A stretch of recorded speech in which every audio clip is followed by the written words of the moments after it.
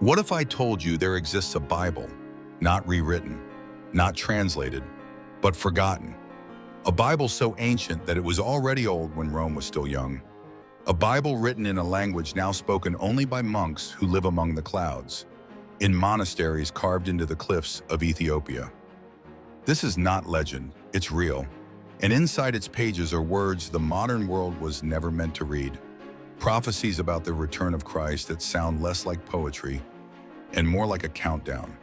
For nearly 2,000 years, this Bible slept while empires rose, fell, and rewrote the faith. Kings burned libraries. Councils argued over which books belonged and which should vanish. And yet, high in the Ethiopian highlands, monks kept writing by hand the same sacred words their ancestors had copied since the first centuries after Christ. They believed they weren't preserving history, they were preserving warning. And here's the question no one dares to ask. Why did the Western Church leave these writings out? Why do they describe Christ's return not as a far-off vision, but as an event unfolding somewhere, even now in the moral collapse of nations and the quiet hearts of believers? The Ethiopian Bible, written in the mysterious tongue of Ge'ez, holds 81 books, not so. Among them are ancient scrolls like the Book of Enoch, the Book of Jubilees, and the Shepherd of Hermas, texts that speak of angels descending in light, of stars trembling before judgment, of kingdoms fading as the Son of Man rises again. To the Ethiopian faithful, these are not apocrypha, they are truth, the missing chapters of a divine story the world has forgotten. And when you read them, the message becomes disturbingly clear. The second coming is not waiting for the end of time. It is already written into the rhythm of history. So tonight, we're not just opening an old Bible. We're opening a time capsule, one that reveals what early Christians truly believed about the final return of Christ. A belief not shrouded in fear, but charged with urgency and awe. A reminder that the promise of his return was never meant to be hidden in prophecy books or end-time theories. It was meant to wake us up. Because maybe, just maybe, those ancient monks weren't preserving an old religion. Maybe they were saving a message for us, for a world drowning in noise, pride, and distraction. A world that's forgotten how to listen. And if that's true, then the question isn't whether Christ is coming back. The question is, how close are we now? When you open the Ethiopian Bible, the first thing you notice is that it feels ancient. Not in a museum sense, but in its tone, in the way every word carries weight. It doesn't rush, it doesn't flatter. It speaks like a witness, as if history itself is testifying. Most Western Christians grow up with a Bible of 66 books, the familiar structure shaped by centuries of councils, translations, and politics. But in Ethiopia, the canon is 81 books, and it has remained unchanged for over 1,600 years. While Rome debated, Ethiopia simply preserved. No revisions, no authorized versions, just the same ancient manuscripts written in Ge'ez, a language as old as Hebrew itself. Inside are writings most of us have never heard read aloud, the Book of Enoch, which describes the fall of angels and the return of divine justice, the Book of Jubilees, which rewrites human history through cycles of faith and rebellion, and the Shepherd of Hermas, an early Christian text teaching repentance before the final judgment. These books were never meant to be secrets. In the first centuries of Christianity, they were read openly, quoted by church fathers, copied by early believers. But when theology began to centralize under empire, diversity was erased. And the Ethiopian church, far from Rome's reach, became a living time capsule of the earliest faith. Nowhere is that difference more striking than in its portrayal of Christ's return. Western tradition often frames the second coming as distant, mysterious, something to interpret through symbols or timelines. But in the Ethiopian texts, it is imminent. It's not theory, it's expectation. The Book of Enoch describes a breathtaking moment. Behold, the Lord comes with 10,000s of his holy ones to execute judgment upon the earth. This isn't meant to scare, it's meant to awaken, to Ethiopian Christians. That line isn't fantasy, it's future history. A reminder that every generation must live as if they are the last one before his return. Imagine that mindset, not waiting, but preparing. It changes the way faith feels. There's no complacency, no comfortable religion. Every sunrise becomes a question. Am I ready today? Then there's the Book of Jubilees, a text that treats time like sacred architecture. It divides human history into cycles of 49 years, called Jubilees. Each cycle tells the same story.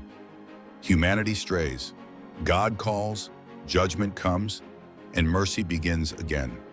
Sound familiar? Look around.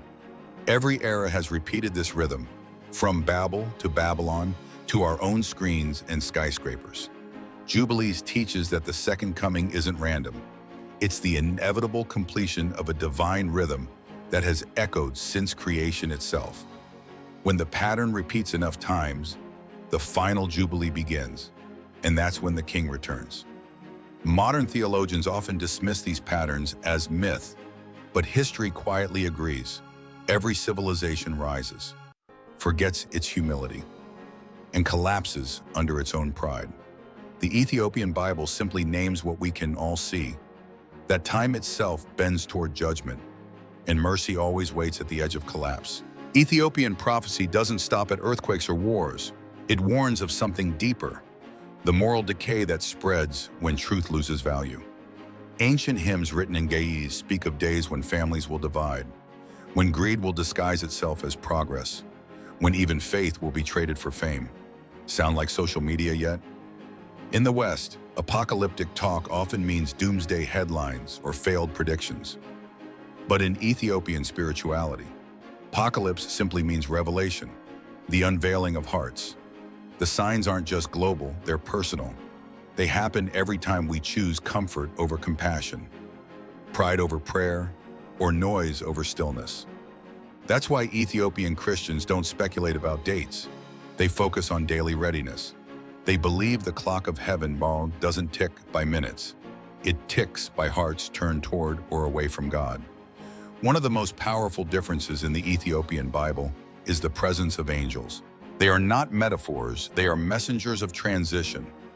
Before the final return, the texts describe angels sounding trumpets, separating the righteous from the wicked, and opening the book of life, not as a fantasy, but as the completion of divine order. Western readers might call this imagery symbolic, but Ethiopians read it literally, because to them, God's justice isn't abstract. It's not postponed to another realm. It's written into creation itself. When Christ returns, the Ethiopian Bible says, the world won't end, it will be healed. Every lie exposed, every injustice overturned, every scar redeemed. That is why judgment, in their view, isn't vengeance, it's correction. The cleansing before eternity begins. And maybe that's why the Western world struggles to understand it. We fear endings, but they see endings as restoration. They believe the same fire that purifies also illuminates, that the same throne that judges also welcomes. So why does this forgotten Bible matter in our century? The age of data, distraction, and digital noise? Because it reminds us of something we've lost: reverence for the eternal. In a time when truth is edited, faith is branded, and even prophecy is monetized, the Ethiopian Bible stands as a whisper from a quieter world. It doesn't argue, it endures. It doesn't predict headlines, it prepares souls.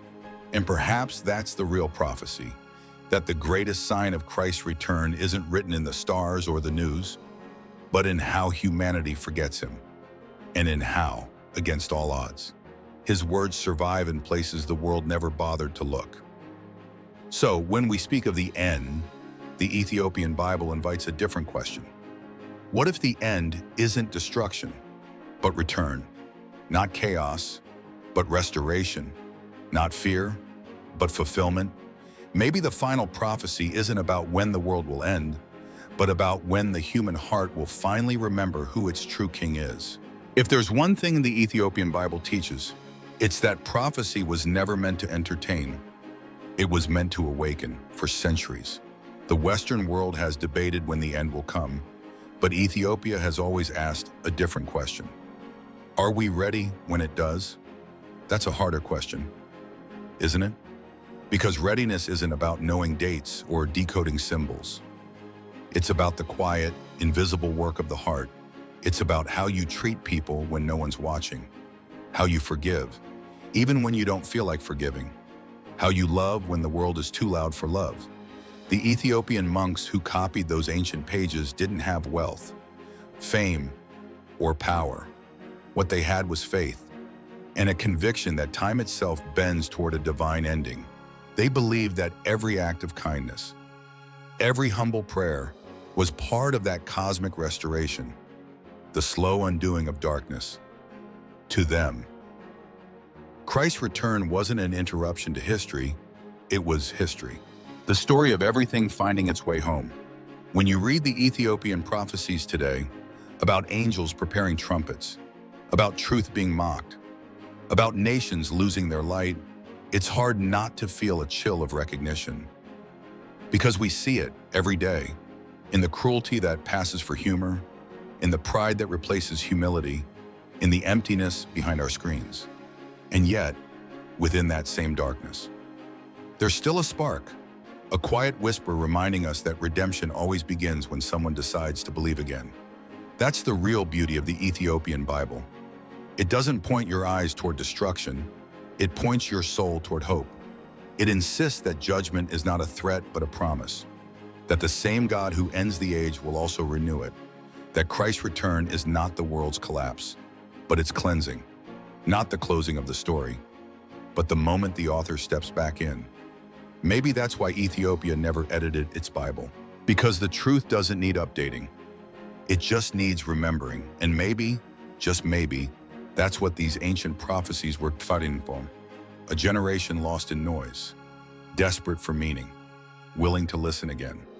Because whether we believe it or not, every heartbeat brings us closer to that moment when heaven and earth meet again. The question isn't when he's coming back, it's whether we'll recognize him when he does. So, what do you think? Do you see signs of his return in our world today? And if you do, how will you live differently from this moment forward?